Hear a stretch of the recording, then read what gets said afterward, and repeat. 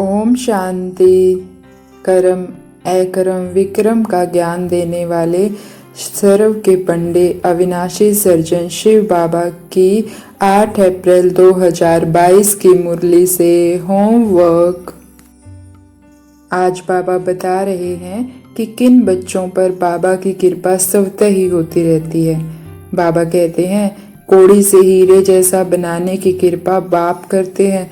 जो बच्चे कदम कदम पर राय लेते हैं, कुछ छुपाते नहीं हैं, उन पर स्वतः कृपा होती रहती है।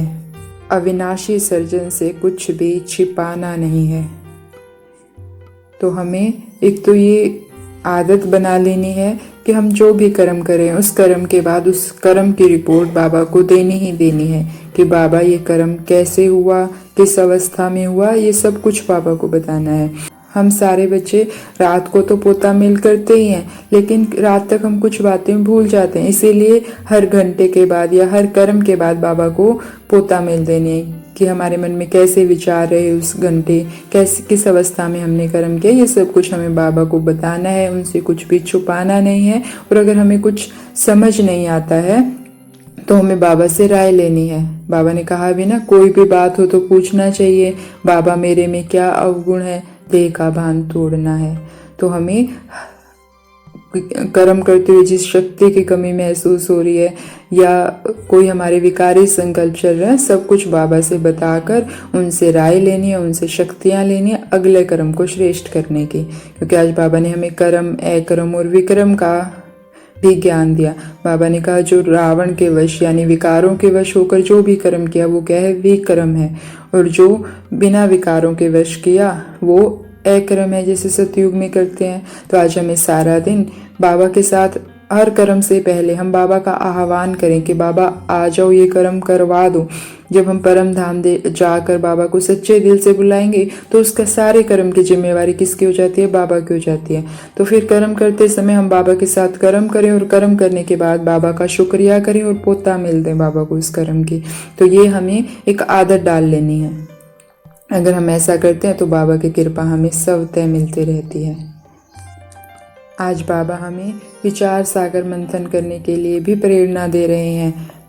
बाबा ने कहा कि रात को जागना है 2 बजे के बाद, क्योंकि 9 बजे से 12 बजे तक का टाइम बहुत डर्टी है।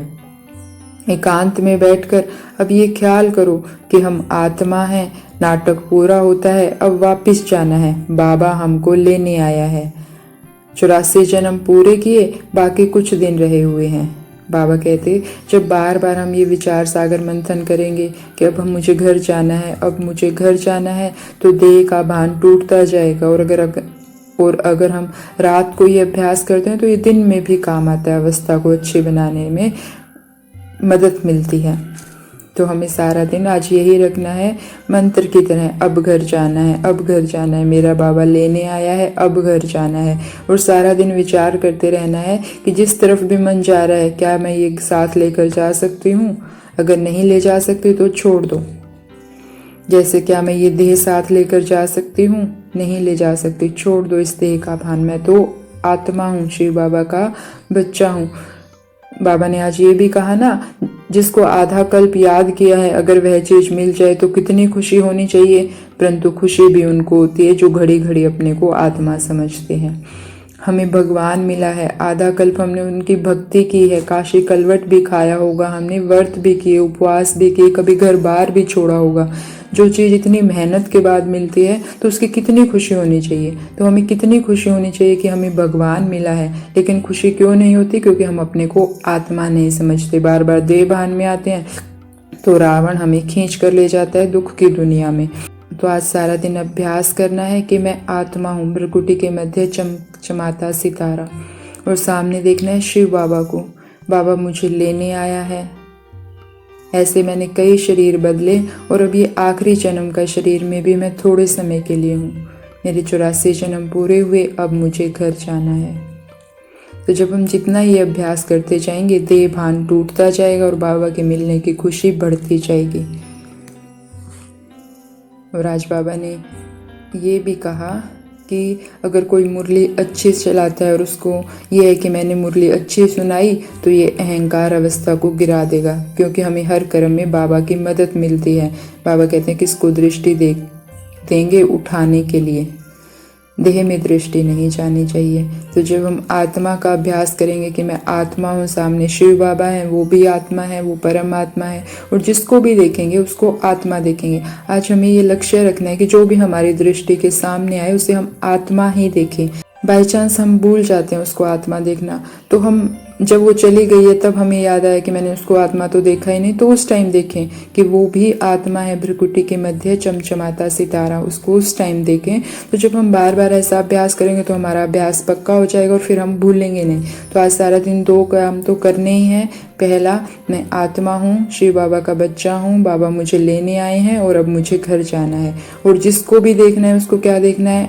आत्मा देखना है। और जो भी कर्म करेंगे उसकी पोतामेल बाबा को उसी समय देनी है। तो हमारा देह भान मिटता जाएगा और हमारा आत्मिक भान बढ़ता जाएगा। बाबा ने आज यह भी कहा कि साइलेंस की शक्ति से हम बुराई को भी अच्छाई में बदल सकते हैं, तभी हम शुभ भावना संपन्न बनेंगे। तो सारा दिन हमें शांति में रहकर ये अभ्यास करते रहना है। तो ऐसी सहनशीलता के गुण को धारण कर कठोर संस्कारों को भी शीतल बनाने वाली शुभ भावना संपन्न आत्माओं को ओम शांति। शुक्रिया मीठे बाबा, शुक्रिया।